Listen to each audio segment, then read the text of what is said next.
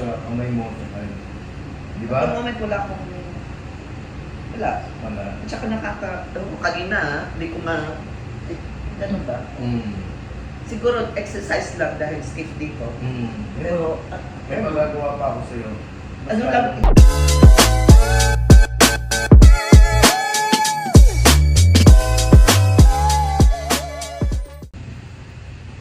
Ano pangalan?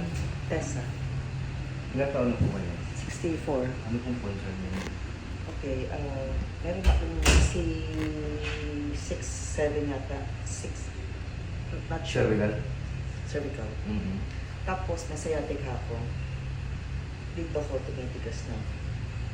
Eh, syempre siguro sa computer o ano. Opo. Taga rito lang po kayo sa Tarlac?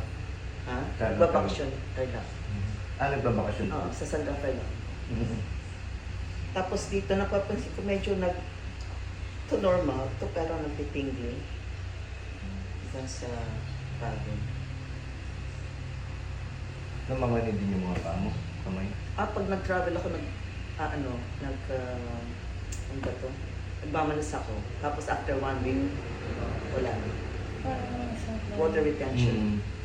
Same kayo ng case ng isang client.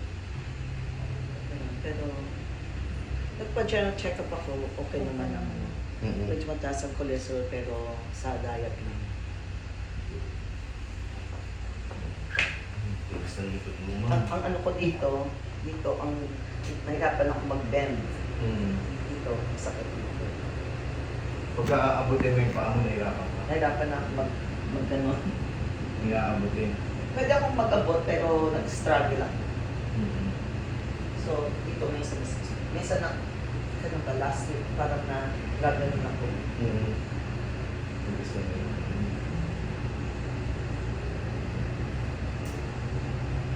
Sakit yan, ma'am. Hindi naman dahil na sakit. Okay na ano ko. Wait lang. Oo.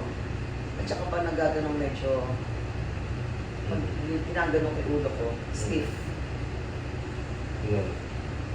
Okay naman, ano lang. Parang may Oo. bigit dito. Oo.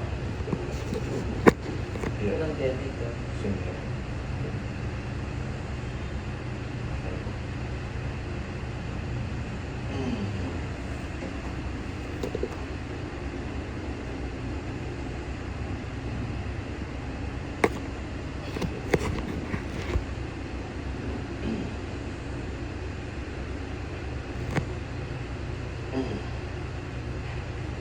Hindi ka nagka-process yun, ma'am.